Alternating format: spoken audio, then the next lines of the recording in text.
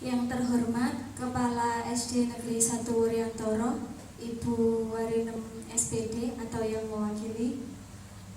Yang saya hormati pula Bapak Ibu Guru serta karyawan SD Negeri 1 Wuryantoro. Sebelumnya, marilah kita ucapkan puji syukur kepada Allah Subhanahu wa Ta'ala. Pada siang hari ini kita telah diberikan kesehatan, kenikmatan, dan kesempatan. Pada akhirnya kita bisa berkumpul di Aula SD Negeri 1 Wuryantoro dalam keadaan sehat tanpa kurang satu apapun. Saya mengucapkan terima kasih kepada Bapak Ibu semuanya yang sampun kerso menghadiri undangan dari saya. Di sela-sela tugas yang sangat padat, Bapak Ibu sudah meluangkan waktunya untuk menghadiri acara saya, yaitu Diseminasi Modul 1.4 Budaya Positif CGP Angkatan 11 Kabupaten Wonogiri. Terima kasih Bapak Ibu, semoga kegiatan pada siang hari ini nanti dapat berjalan dengan lancar tanpa kurang satu apapun. Baik Bapak Ibu, di sini saya ingin menceritakan kegiatan saya yang sudah saya alami dari awal sampai pada akhirnya berada pada posisi modul 1.4. Baru dapat satu modul, masih ada 2 modul lagi. Alhamdulillah saya sudah sampai pada tahap menerapkan budaya positif. Di sini saya akan bercerita, menularkan pengalaman saya dalam menyampaikan modul budaya positif ini di kelas saya.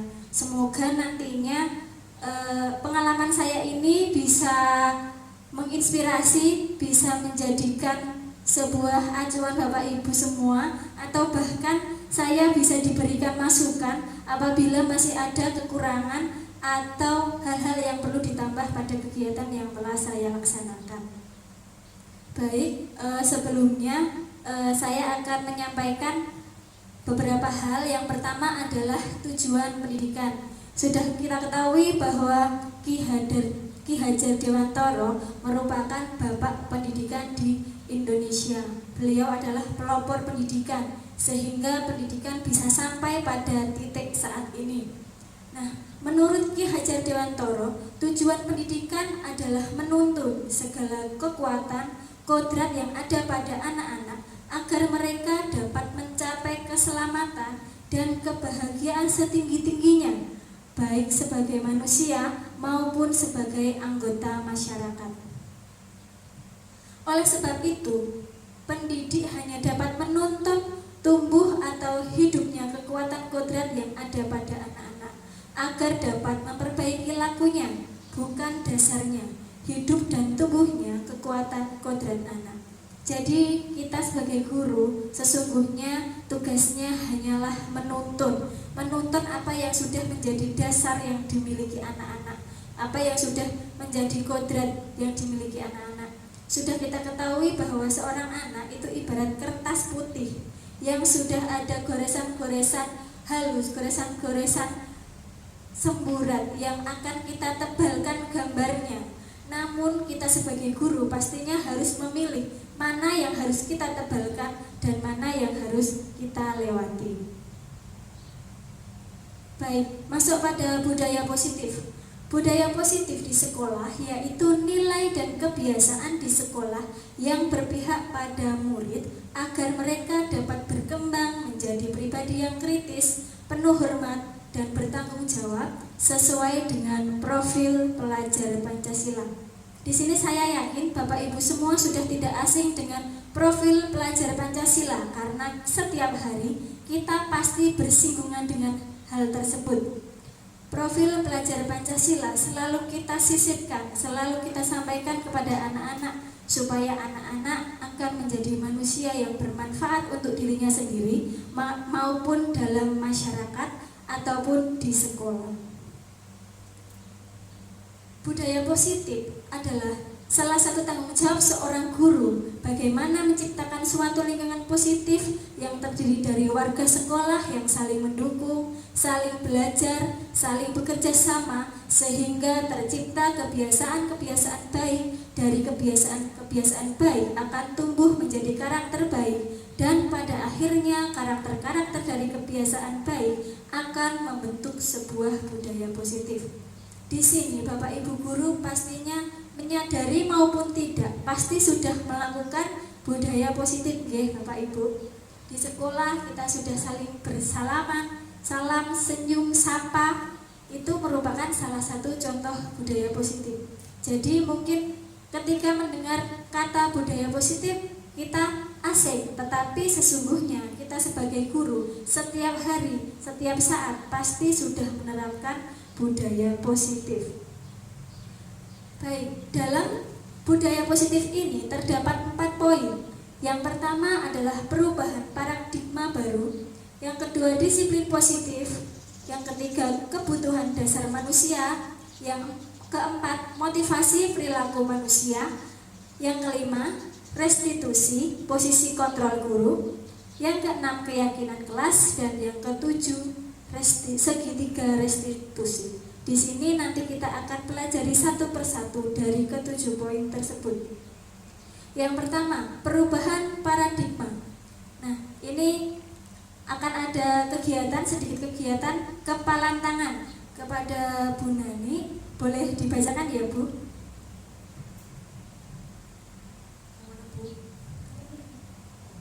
Kegiatan kepalan tangan itu ada A dan B, Anda dan teman Anda. Sobeklah secari kertas kecil, tuliskan benda atau sesuatu yang sangat berharga untuk Anda, letakkan di salah satu tangan Anda, dan genggam benda atau sesuatu tersebut dengan segala daya. Buatlah sebuah kepalan. Teman Anda B akan mencoba dengan sekuat tenaga dengan berbagai cara untuk meminta Anda memberikan benda tersebut.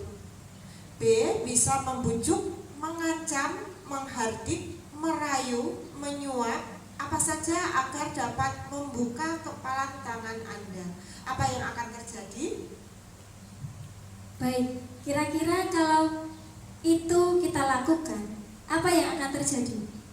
Pastinya kita yang membawa kertas akan mempertahankan kertas tersebut. Meskipun dirayu, dibujuk, bahkan diancam, kita pasti akan selalu mempertahankan kertas yang sudah kita genggam. Nah, di sini saya akan menyampaikan ilusi kontrol. Yang pertama, ilusi kontrol guru terhadap murid. Yang kedua, ilusi bahwa semua penguatan positif, efektif, dan bermanfaat. Yang ketiga, ilusi bahwa kritik dan membuat orang merasa bersalah dapat menguatkan karakter. Yang terakhir, ilusi bahwa orang dewasa memiliki hak untuk memaksa.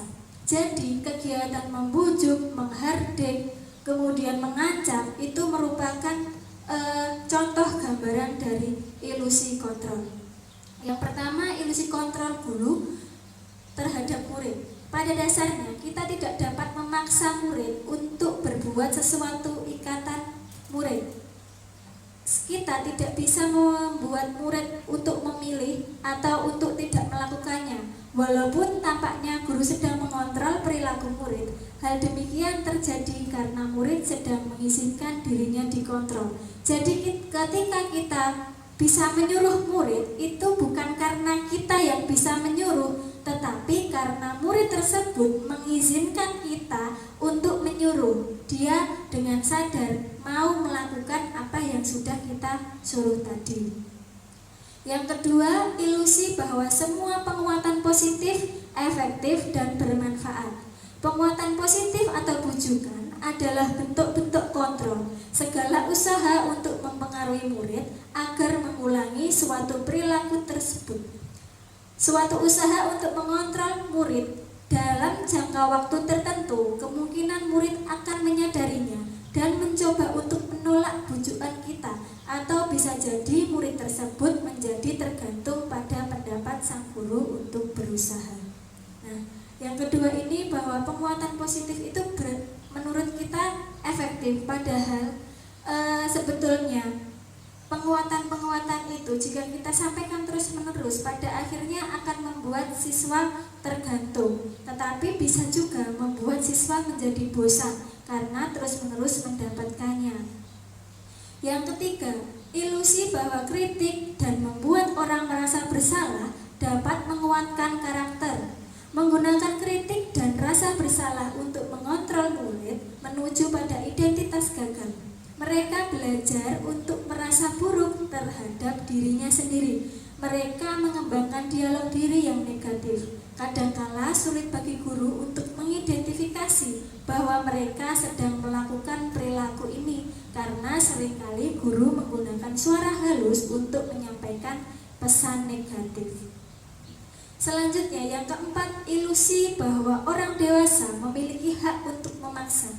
Banyak orang dewasa yang percaya bahwa mereka memiliki tanggung jawab untuk membuat murid berbuat hal-hal tertentu. Apapun yang dilakukan dapat diterima selama ada sebuah kemajuan berdasarkan sebuah pengukuran kinerja. Pada saat itu pula orang dewasa akan menyadari bahwa perilaku memaksa tidak akan efektif untuk jangka waktu yang panjang dan sebuah hubungan permusuhan akan terbentuk. Nah, dengan adanya pandangan bahwa orang dewasa memiliki hak untuk memaksa, di sini guru menjadi terkesan hanya mengejar target angka saja. Sing penting ongkone naik, sing penting bijine muda. Kita tidak peduli apakah kita ini memaksa atau kita menuntut anak-anak. Hal itu bisa membuat permusuhan karena anak-anak akhirnya akan timbul suatu persaingan yang kurang baik. Kemudian perubahan paradigma. Bisakah kita mengontrol seseorang? Siapa sesungguhnya yang memiliki kontrol? Nah, di sini ada dua hal. Yang pertama adalah stimulus respon dan yang kedua adalah teori kontrol atau pilihan. Yang pertama, kita mencoba mengubah orang agar berpandangan sama dengan kita. Itu merupakan stimulus kontrol. Nah, untuk teori kontrolnya, kita berusaha memahami pandangan orang lain tentang dunia. Jadi bukan kita yang memaksakan kehendak, tetapi kita mencoba menyadarkan seseorang supaya mereka mau memahami sesuatu. Selanjutnya, untuk stimulus respon, perilaku buruk dilihat sebagai suatu kesalahan. Untuk teori kontrolnya, semua perilaku memiliki tujuan. Nah, kita harus mengubah bahwa adanya perilaku buruk hanya kita lihat sebagai kesalahan saja. Kita harus mengubahnya, berpikir bahwa ketika ada seseorang melakukan hal yang kurang sesuai, itu pasti ada tujuannya. Yang ketiga, orang lain bisa mengontrol saya untuk stimulus respon. Untuk teori kontrolnya, hanya Anda yang bisa mengontrol diri Anda. Sesungguhnya, kita sendiri yang bisa menentukan atau mengontrol diri kita sendiri. Orang lain sama sekali tidak berhak untuk mengontrol diri kita. Selanjutnya, saya bisa mengontrol orang lain. Untuk teori kontrolnya, Anda tidak bisa mengontrol orang lain. Kemudian, pemaksaan ada pada saat bujukan gagal. Untuk teori kontrolnya, kolaborasi dan konsensus menciptakan pilihan-pilihan baru. Yang terakhir, stimulus respon, model berpikir menang atau kalah. Untuk teori kontrol, model berpikir menang-menang. Sehingga di pendapat yang terakhir ini kita harus berpikir bahwa mencari solusi yang satu menang, yang satu menang juga, bukan yang satu menang, yang satu kalah. Kemudian yang selanjutnya adalah disiplin positif. Kata disiplin positif ini berasal dari bahasa Latin. Untuk disiplin itu bahasa Latinnya adalah disiplina, yang artinya belajar. Makna dari kata ini berkonotasi dengan disiplin diri dari murid-murid Socrates dan Plato. Disiplin diri membuat orang menggali potensinya menuju sebuah tujuan apa yang dia hargai. Namun dalam budaya kita, makna yang disiplin telah berubah menjadi sesuatu yang dilakukan seseorang pada orang lain untuk mendapatkan kepatuhan. Kecenderungan umum adalah menghubungkan kata disiplin dengan ketidaknyamanan, bukan dengan apa yang kita hargai atau pencapaian suatu tujuan yang mulia. Disiplin adalah kemampuan memerintah diri sendiri dalam mengontrol dan menguasai diri untuk memilih tindakan yang mengacu pada nilai-nilai yang kita hargai dengan penuh tanggung jawab tanpa terperintah orang lain. Jadi nilai disiplin ini seharusnya bukan dari orang lain, tetapi disiplin akan timbul dari seseorang itu sendiri. Nilai-nilai yang kita hargai adalah nilai kebajikan, sifat positif manusia yang merupakan tujuan mulia yang ingin dicapai setiap individu, yaitu nilai-nilai dalam profil pelajar Pancasila. Dalam budaya kita, makna kata disiplin dimaknai menjadi sesuatu yang dilakukan seorang pada orang lain untuk mendapatkan kepatuhan. Kita cenderung menghubungkan kata disiplin dengan suatu ketidaknyamanan. Ki Hajar menyatakan bahwa untuk mencapai kemerdekaan atau dalam konteks pendidikan saat ini, untuk menciptakan murid yang merdeka, syarat utamanya adalah harus ada disiplin yang kuat. Disiplin yang dimaksud adalah disiplin diri yang memiliki motivasi internal. Jika kita tidak memiliki motivasi internal, maka kita memerlukan pihak lain untuk mendisiplinkan kita atau motivasi eksternal, karena berasal dari luar, bukan dari dalam diri kita. Selanjutnya, yang ketiga adalah kebutuhan dasar manusia. Manusia memiliki 5 kebutuhan dasar. Yang pertama, kasih sayang dan rasa diterima. Yang kedua, penguasaan. Yang ketiga, kesenangan. Yang keempat, kebebasan. Dan yang terakhir adalah bertahan hidup. Suatu realitas kebutuhan setiap manusia itu berbeda. Kita harus berusaha memahami pandangan orang lain pada dunia. Setiap orang memiliki gambaran yang berbeda. Jadi sekalipun manusia itu memiliki 5 kebutuhan dasar yang sama, tetapi pada dasarnya ada perbedaan dalam pemenuhan kebutuhan dasar tersebut. Ada yang kebutuhan dasarnya kelima-limanya sudah terpenuhi, ada yang hanya 3 terpenuhi, ada yang hanya 4 terpenuhi, dan lain sebagainya.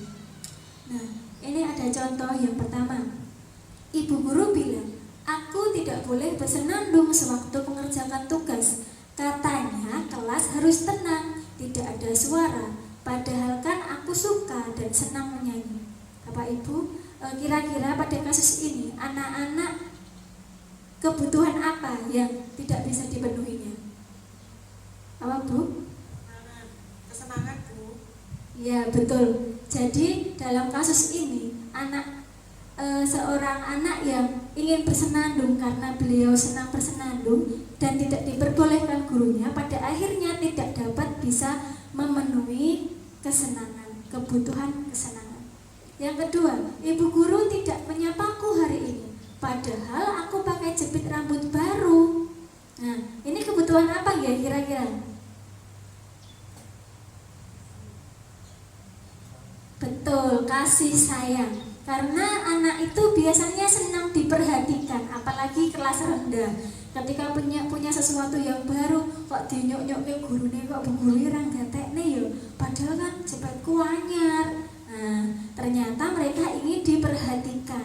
Diperhatikan merupakan salah satu kebutuhan yang masuk pada kasih sayang dan rasa diterima.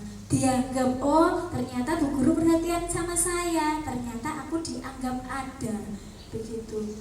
Kemudian yang ketiga, aku bosan, masa belajarnya cuma gitu-gitu aja, dengerin ibu guru aja. Nah, ini kebutuhannya apa nggih? Kira-kira kalau bosan? Ya betul, kebebasan. Jadi setiap anak ingin memiliki kebebasan.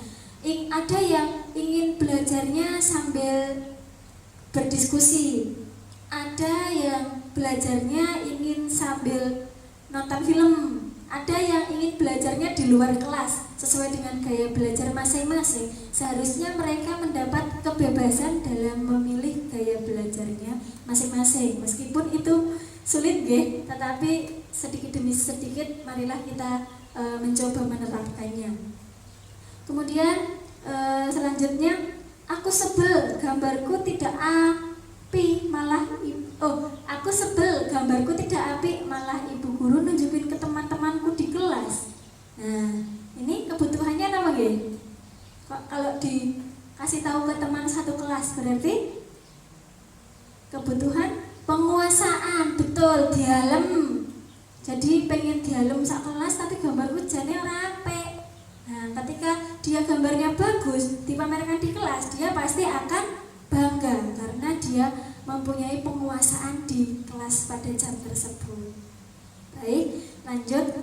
Nah, ini kebutuhan dasar manusia. Yang pertama, kebutuhan bertahan hidup. Kebutuhan bertahan hidup ini bersifat fisiologis. Sudah kita ketahui nggih, untuk bertahan hidup kita butuh makan, butuh tempat tinggal untuk berlindung, butuh beristirahat, keamanan, kesehatan, dan lain-lain. Kita dapat memenuhinya dengan tidur, makan, dan olahraga. Yang kedua, kebutuhan kasih sayang dan rasa diterima. Berkaitan dengan psikologi, kasih sayang dan rasa diterima oleh orang lain memiliki peran penting dalam membangun interaksi dengan lingkungan sekitar. Hal ini mengindikasikan kebutuhan akan berhubungan dengan relasi sosial, baik orang tua, teman, guru, dan lingkungannya secara umum. Kebutuhan ini melibatkan ketulusan dan kehangatan di dalamnya. Banyak sekali kejadian, bukan hanya di kelas rendah saja, tetapi dari kelas rendah sampai kelas tinggi. Banyak sekali anak-anak itu yang manja, cari perhatian, kemudian membuat onar. Sampai gurunya, iki kena opo to janjane bocah iki. Tapi ternyata setelah kita lihat lebih jauh lagi, kita lihat kebiasaannya di rumah. Oh, ternyata di rumah anak tersebut tidak pernah diperhatikan orang tuanya, alias tok-tokan. Nah, itulah sebabnya mengapa anak tersebut ketika di sekolah jadi cari perhatian, jadi manja dengan gurunya karena dia ingin memenuhi kebutuhannya untuk diberi kasih sayang dan rasa diterima. Disitulah tugas kita. Meskipun kita bukan orang tuanya nomor satu, kita hanya orang tua kedua, tetapi tugas kita memang harus memenuhi kebutuhan yang diminta oleh murid sesuai dengan latar belakang yang mereka alami. Kemudian kebutuhan akan kesenangan. Setiap manusia memiliki kebutuhan untuk merasa senang, sehingga berupaya untuk mencari kesenangan. Perasaan senang ditandai dengan perasaan gembira, antusiasme, dan tertawa. Biasanya kebutuhan ini berkaitan dengan kesediaan akan tantangan, gurauan, dan pembelajaran yang bermakna. Biasanya pada pemenuhan kebutuhan akan kesenangan, guru dapat membuat beberapa kegiatan yang menyenangkan, yang tentunya masih ada kaitannya dengan materi. Bapak Ibu guru bisa membuat model pembelajaran, bisa membuat media pembelajaran yang kiranya dapat menarik antusiasme dan dapat membuat siswa berbahagia.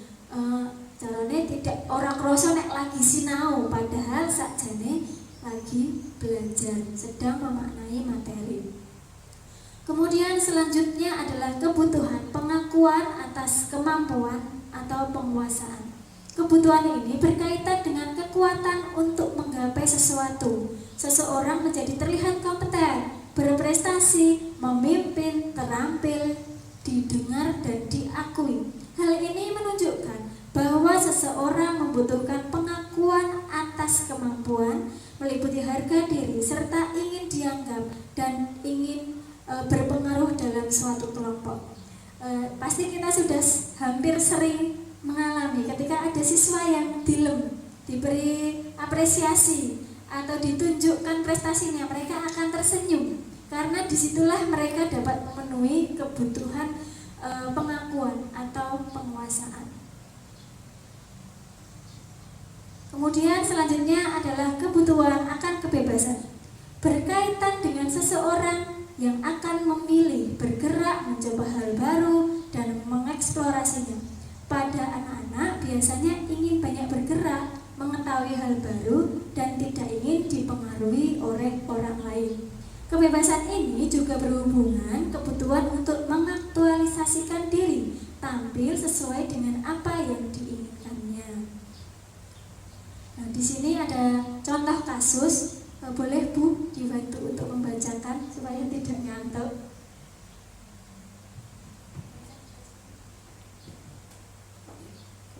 Bu Wati, guru kelas 5 SD cerita, sedang bingung menghadapi ulas salah satu murid di kelas bernama Andi.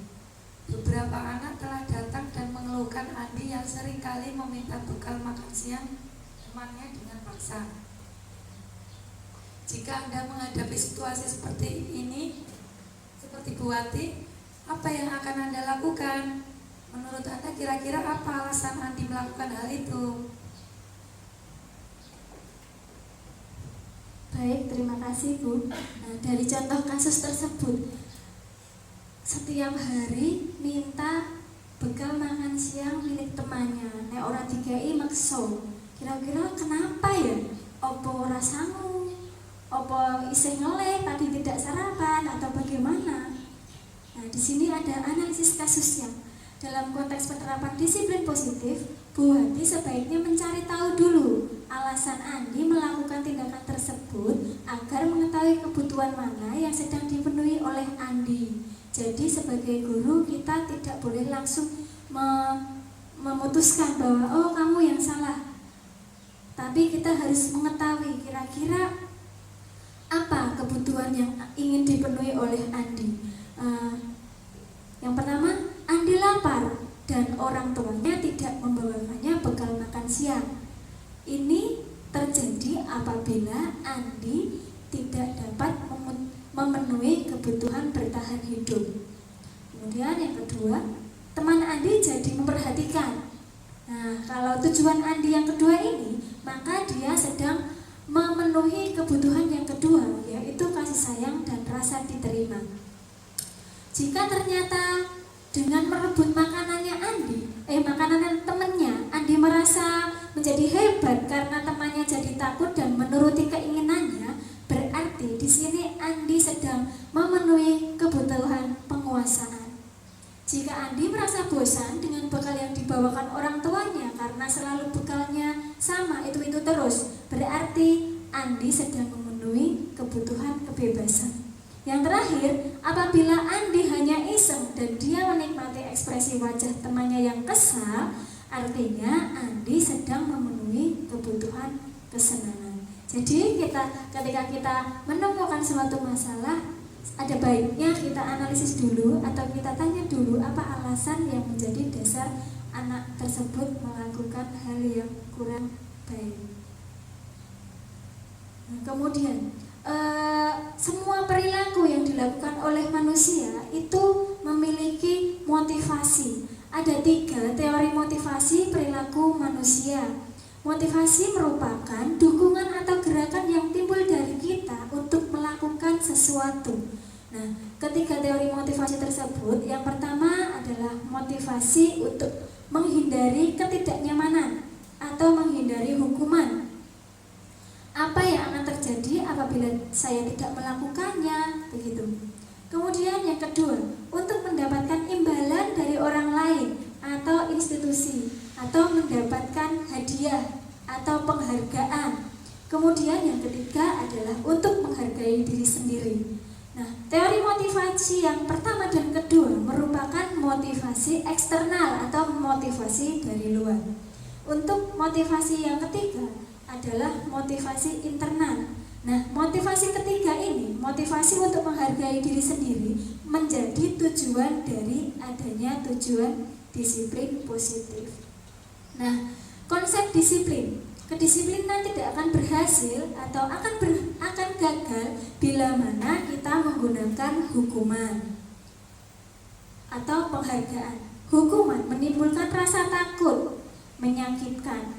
Penghargaan juga tidak efektif, dapat menyebabkan tinggi hati, minder, tertekan, mematikan kreativitas, merampas hak murid untuk menghargai dirinya sendiri. Selain itu juga akan menimbulkan persaingan yang tidak sehat tadi. Nah, kemudian di sini ada perbedaan hukuman dan konsekuensi. Apa itu perbedaannya antara hukuman dan konsekuensi? Untuk hukuman adalah sesuatu yang menyakitkan yang harus terjadi, sedangkan konsekuensi merupakan sesuatu yang harus terjadi akibat dari perilaku yang telah dilakukannya. Untuk membuat anak sakit, hukuman ini tujuannya untuk membuat anak merasa sakit secara fisik maupun hati dalam jangka waktu yang cukup lama.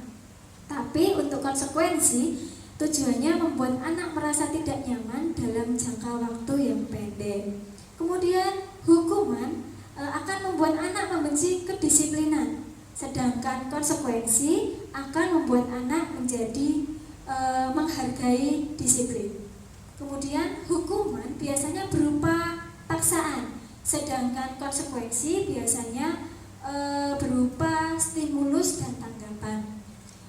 Lanjutnya, hukuman biasanya akan mendorong anak menyakiti dirinya sendiri, sedangkan kalau konsekuensi akan mendorong anak agar mudah menyesuaikan diri.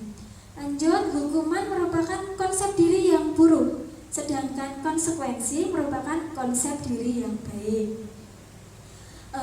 Untuk hukuman, di sini anak akan belajar untuk menyembunyikan kesalahan karena akan takut akan dihukum tadi. Sedangkan kalau konsekuensi akan membuat anak untuk mematuhi peraturan.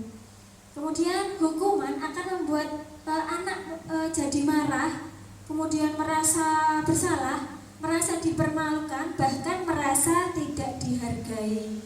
Nah, untuk konsekuensi akan membuat anak menjadi kehilangan hak, dibuat tidak nyaman, diasingkan untuk sementara atau dikucilkan. Nah, di sini ada contohnya. Mencatat 100 kali dalam buku membuat saya tidak akan terlambat lagi karena terlambat sekolah. Ini merupakan hukuman. Lari mengelilingi lapangan basket 2 kali karena terlambat hadir di sekolah juga merupakan hukuman. Murid diminta untuk push up 15 kali karena tidak menggunakan masker ke sekolah, juga merupakan hukuman. Kemudian menggantikan kertas tugas teman yang telah dicoret-coret, ini merupakan konsekuensi. Membersihkan tumpahan air di meja tulis karena tersenggol pada saat belajar merupakan konsekuensi. Murid disuruh untuk mengenakan sepatu seharian di sekolah karena tidak mengenakan sepatu hitam, itu merupakan hukuman karena menyakiti fisik. Kemudian lari mengelilingi lapangan basket 2 kali karena terlambat 10 menit untuk pelajaran PJOK. Ini merupakan contoh konsekuensi. Di sini tadi di atas juga sudah muncul lari lapangan basket 2 kali, di bawah juga. Tapi kenapa kalau yang di atas hukuman, kalau yang di bawah konsekuensi? Nah, iya, kalau yang di bawah tadi kan disuruh lari karena pelajarannya adalah PJOK sesuai. Kalau yang di atas tadi terlambat ke sekolah tidak ada hubungannya dengan pelajaran PJOK, maksud disuruh berlari. Seharusnya kalau ingin membuat konsekuensi dibuat yang lebih nyambung lagi, yang menunjukkan akibat dari perbuatannya itu. Jadi dari contoh-contoh tersebut dapat disimpulkan bahwa hukuman dan konsekuensi itu berbeda. Hukuman dapat terjadi tanpa melihat. Jadi tanpa melihat kesalahan yang sudah dilakukan siswa, kita sudah bisa membuat hukuman. Jadi sudah ditulis dulu hukumannya apa saja. Perkara kesalahannya apa, yang penting bocah wis tekan sekolahan salahnya apa. Sedangkan kalau konsekuensi, kita harus melihat dulu apa kesalahan yang sudah dilakukan atau pelanggaran yang sudah dilakukan. Nah, di sini ada hubungannya dengan restitusi posisi kontrol seorang guru. Nah, kita sebagai guru memiliki 5 posisi kontrol ketika ada sebuah masalah. Yang pertama adalah penghukum, yang kedua membuat orang merasa bersalah, yang ketiga menjadi teman, yang keempat monitor atau pemantau, dan yang terakhir adalah manajer. Kira-kira saat ini posisi kontrol kita ada di mana? Apakah penghukum? Tidak, ya. Sekarang sudah tidak ada hukuman lagi, ya. Sudah tidak berlaku. Mungkin kita bisa menjadi teman, mungkin masih bisa menjadi pemantau dan manajer. Nah, kita bahas satu persatu. Penghukum. Nah, biasanya penghukum ini memiliki nada suara yang tinggi, bahasa tubuhnya, matanya melotot, jarinya menunjuk atau menghardik. Kadang pernah kita lakukan ya dulu. Terlambat lagi, pasti terlambat lagi. Kapan bisa datang tepat waktu? Nah, itu biasanya kalau ada anak yang terlambat dengan mata melotot, tangannya menunjuk sambil mengatakan seperti itu. Nah, kira-kira bagaimana perasaan muridnya? Kira-kira menjadi bersedih atau merasa disakiti atau tidak? Ya, mungkin merasa tersakiti, walaupun sebetulnya mereka juga bersalah. Kemudian hasilnya dengan kita melakukan berposisi sebagai penghukum akan menghasilkan kemungkinan murid yang marah, dendam, benci, bersifat agresif, bahkan dieleng-eleng nganti tuwek. Aku dhisik pernah dipeloro ibu cincin gitu. Bisa jadi sesudah kembali duduk, murid tersebut akan mencoret-coret bukunya atau mejanya. Lebih buruk lagi, sepulang sekolah, murid melihat motor atau mobil bapak ibu guru akan menggores kendaraan dengan paku atau gembos bane pak guru, soalnya mau nyeneni aku gitu. Kemudian yang kedua adalah pembuat rasa bersalah. Nada suaranya memelas, halus, sedih. Bahasa tubuhnya merapat pada anak dan terlihat lesu. Contohnya, Adi, kamu ini bagaimana ya? Kamu sudah berjanji dengan ibu tidak akan terlambat. Kamu kenapa senang sekali mengecewakan ibu? Ibu benar-benar merasa kecewa sekali. Bagaimana perasaan murid bila ditegur cara seperti ini? Mereka akan merasa bersalah. Mereka akan kepikiran telah mengecewakan bapak dan ibu gurunya. Akan merasa menjadi orang yang gagal. Nah, tidak seperti murid dalam guru sebagai penghukum, murid bisa menumpahkan amarahnya walaupun dengan cara negatif. Selain itu juga murid dapat tertekan seperti yang tiba-tiba bisa meletus amarahnya, bisa marah sampai teriak-teriak, dan bisa menyakiti dirinya sendiri maupun orang lain. Selanjutnya, posisi kontrol seorang guru sebagai teman. Sebagai teman ini, nada suaranya akan ramah, akrab, bercanda, dan bahasa tubuhnya merapat pada murid, saling berkontak mata, dan dapat senyum jenaka. Contohnya, Adi, ayolah, bagaimana sih kamu? Kemarin kan sudah berjanji ke bapak, kenapa terlambat lagi? Sambil tertawa ringan.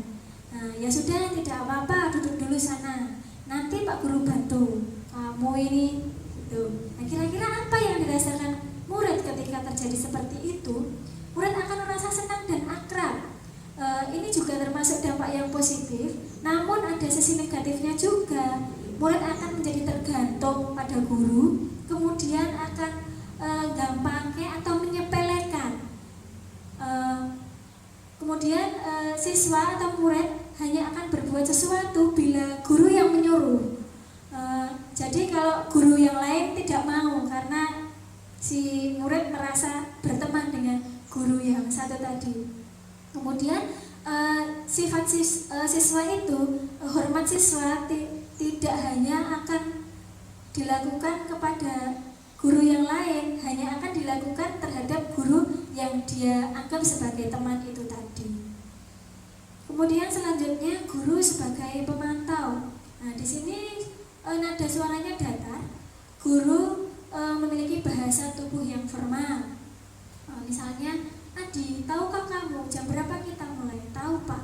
Dan selanjutnya, hal ini akan menghasilkan murid yang memahami konsekuensi yang harus dijalankan karena telah melanggar salah satu peraturan di sekolah.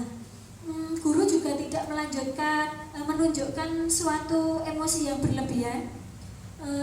Guru menjadi tidak marah atau membuat merasa bersalah kepada siswa. Di sini murid tetap dibuat tidak nyaman yaitu harus tinggal kelas pada waktu jam istirahat dan harus mengerjakan tugasnya. Kemudian yang terakhir adalah manajer. Di sini guru sebagai manajer memiliki nada suara yang tulus, bahasa tubuh tidak kaku dan mendekat ke murid. Contohnya sudah tertulis di depan ya. Pada posisi manajer ini akan membuat siswa ini menjadi bahagia nih. Jadi murid akan mengetahui adanya suatu masalah dan sesuatu perlu terjadi. Apa ketika dia melakukan suatu masalah, apa yang harus terjadi selanjutnya, siswa dapat mengetahuinya. Bila guru mengambil posisi sebagai pemantau, guru akan melihat apa konsekuensi, apa peraturannya. Namun pada posisi manajer ini, guru akan mengembalikan tanggung jawab kepada murid untuk mencari jalan keluar dari permasalahannya. Tentu untuk mencari jalan keluar ini harus dengan bimbingan guru.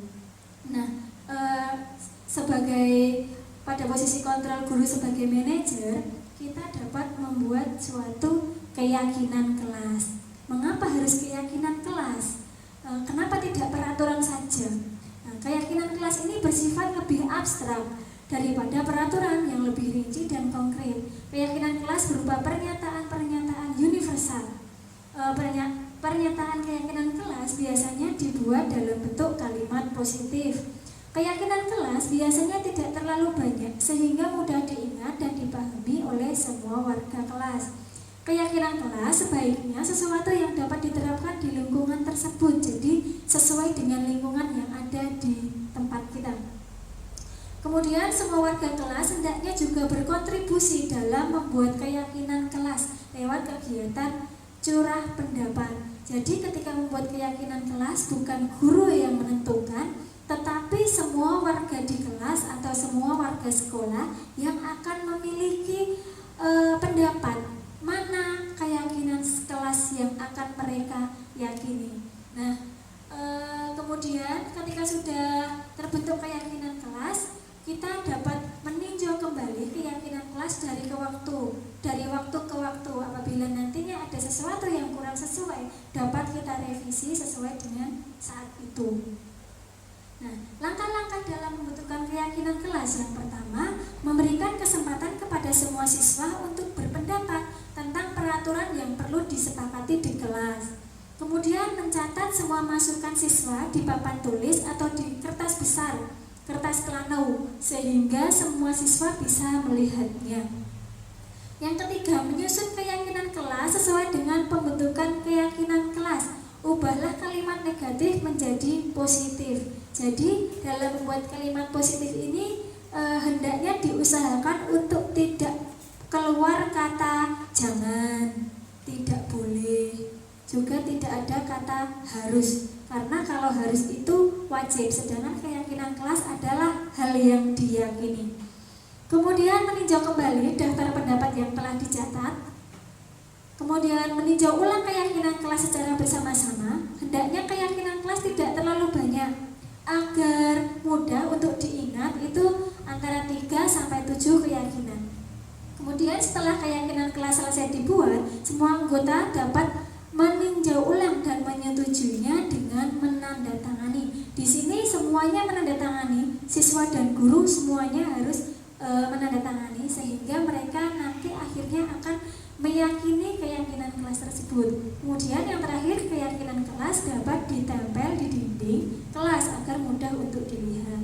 Nah, di sini di kelas 5 saya sudah membuat keyakinan kelas, membimbing siswa untuk memberikan pendapatnya dan pada akhirnya menyepakati keyakinan kelas untuk kelas 5. Nah, tahapnya untuk menanyakan kepada murid suasana kelas yang mereka inginkan atau kelas impian mereka. Kemudian menanamkan pemahaman murid terkait konsep keyakinan kelas serta memberi kesempatan murid untuk memberikan pendapatnya. Nah, ini saat kelas 5 sedang menuliskan idenya, kemudian ditulis di kertas post-it, kemudian menempelkannya pada kertas plano. Selanjutnya, dalam menyusun keyakinan kelas, kami membuat kesimpulan dari beragam ide yang sudah dibuat murid, kemudian mengubah ide tersebut menjadikan keyakinan kelas dalam bentuk kalimat positif dan menyajikannya dalam bentuk poster.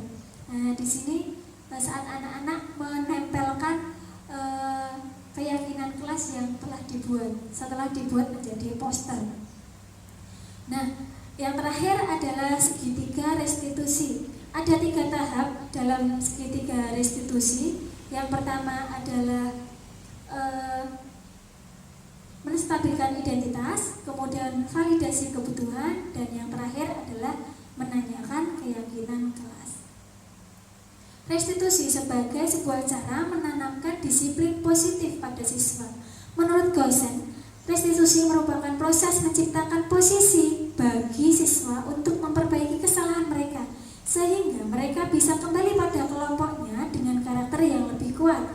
Restitusi dapat membantu siswa menjadi lebih mempunyai tujuan, disiplin positif, dan memulihkan dirinya dari kesalahan yang sudah dibuatnya.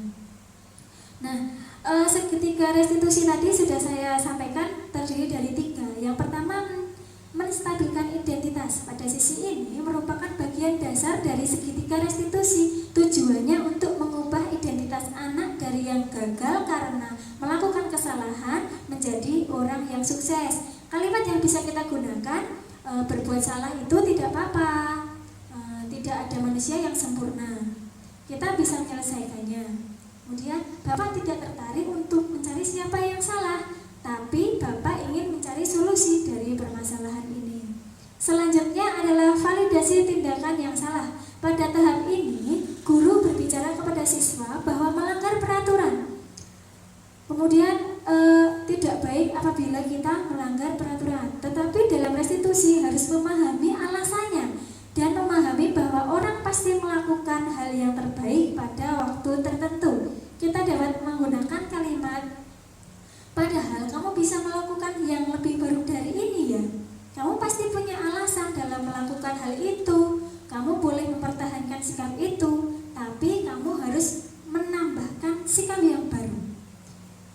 Kemudian yang terakhir, sisi menanyakan keyakinan kelas. Nah, setelah melalui langkah yang pertama dan kedua, kita yang terakhir adalah menanyakan keyakinan kelas. Nah, untuk menanyakan keyakinan kelas ini, kita bisa menggunakan kalimat yang pertama, apa nilai yang kita percaya di kelas?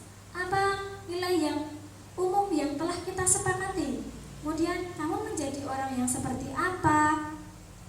Nah, di sini ada contoh praktek segitiga restitusi. Kasusnya adalah permasalahan Akbar yang tidak mengikuti kegiatan Jumat bersih, tetapi malah jajan ke kantin. Nah, Bapak Ibu bisa memersani tayangan video yang sudah kami buat.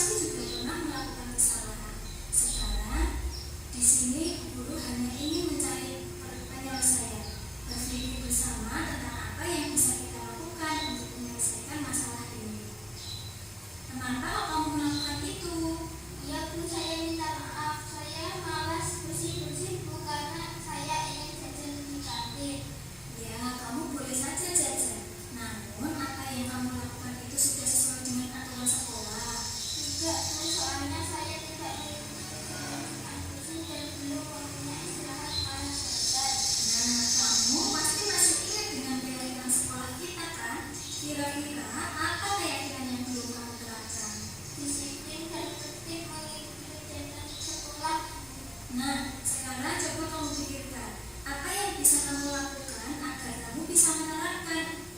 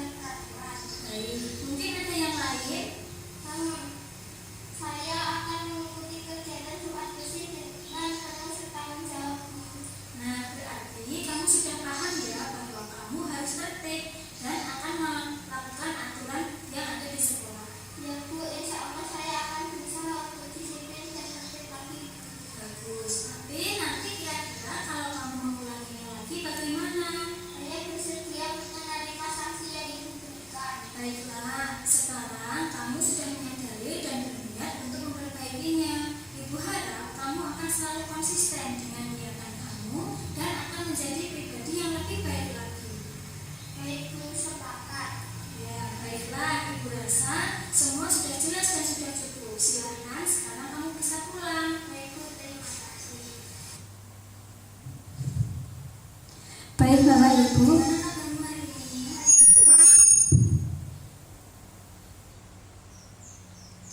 Baik Bapak Ibu, itu tadi merupakan contoh kegiatan restitusi. Jadi ketika ada suatu permasalahan, kita hendaknya untuk mencari terlebih dulu apa hal yang mendasari anak tersebut melakukannya. Kemudian dalam restitusi kita harus mengarahkan siswa untuk mau memperbaiki perilaku yang telah diperbuatnya. Jadi tidak serta-merta hanya menghukum, tetapi kita membuat siswa menjadi bertanggung jawab dan mau memperbaiki perbuatan yang telah dilakukannya. Sampai di sini Bapak Ibu, kira-kira ada sesuatu hal yang ingin ditambahkan atau ditanyakan? Monggo. Oke, Bu Nani. Sedikit Bu, ada yang mau saya tanyakan tentang kebutuhan dasar murid itu tadi.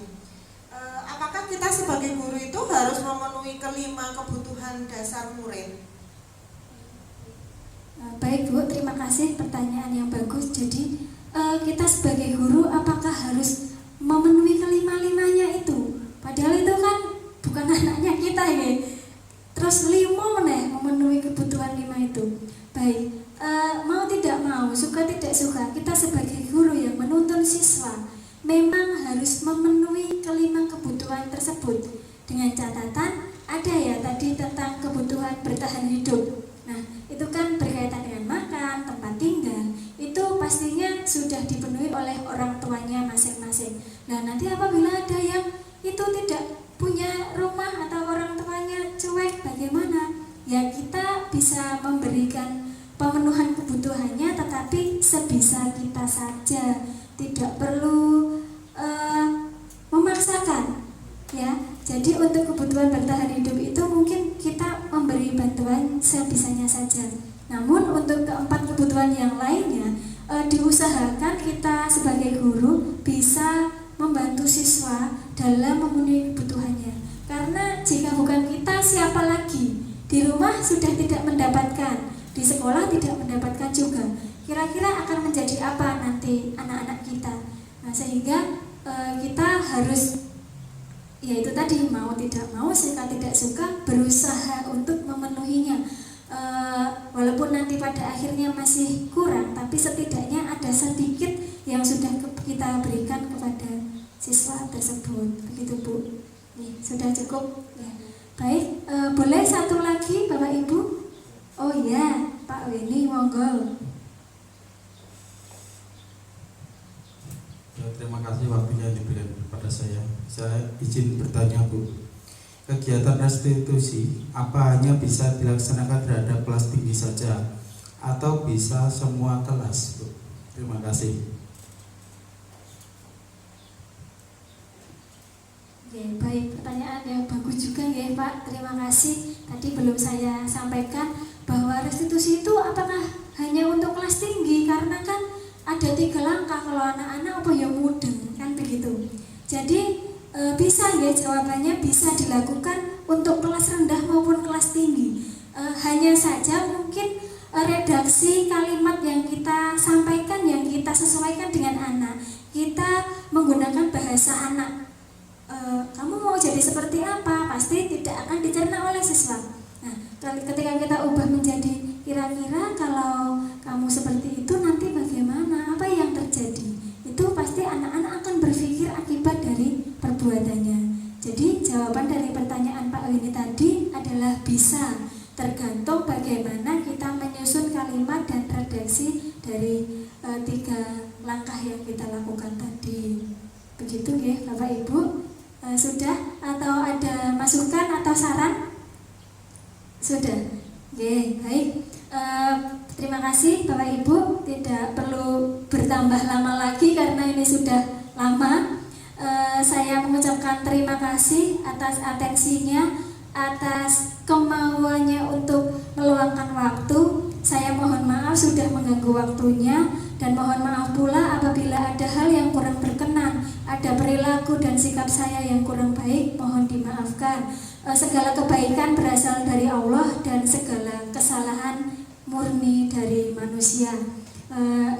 Nanti untuk punduran akan sugeng. Sampai bertemu lagi besok. Hari ini saya cukupkan sekian. Terima kasih saya ucapkan kembali. Wassalamualaikum warahmatullahi wabarakatuh. Assalamualaikum warahmatullahi wabarakatuh. Perkenalkan, saya Nani Sugiyarti. Saya mengajar di kelas 4 di SDN 1 Wuryantoro. Refleksi mengenal budaya positif yang kemarin sudah dilaksanakan oleh Ibu Cynthia membuat saya senang karena mengenalkan saya mengenai segitiga restitusi dan 5 posisi kontrol guru. Saya akan segera mempraktekkannya di kelas saya. Saya juga akan berusaha memposisikan diri saya sebagai manajer untuk menuntun siswa dan menumbuhkan karakter yang baik. Sekian dari saya. Terima kasih. Wassalamualaikum warahmatullahi wabarakatuh. Assalamualaikum warahmatullahi wabarakatuh. Perkenalkan, saya Firna Sutami. Saya mengajar di kelas 1 SD 1 Wuryantoro. Refleksi diseminasi modul 1.3 tentang budaya positif yang kemarin sudah saya ikuti membuat saya senang karena mengenalkan saya terhadap hal-hal baru, khususnya mengenai segitiga restitusi. Ternyata dalam segitiga restitusi ada tahapan dalam menyelesaikan masalah sehingga tidak menjatuhkan siswa. Saya akan mempraktikkan segitiga restitusi di kelas saya. Jika saya menemukan permasalahan, saya juga akan berusaha memposisikan diri saya sebagai manajer untuk menuntun siswa dan menumbuhkan karakter yang baik. Sekian dari saya, terima kasih. Wassalamualaikum warahmatullahi wabarakatuh.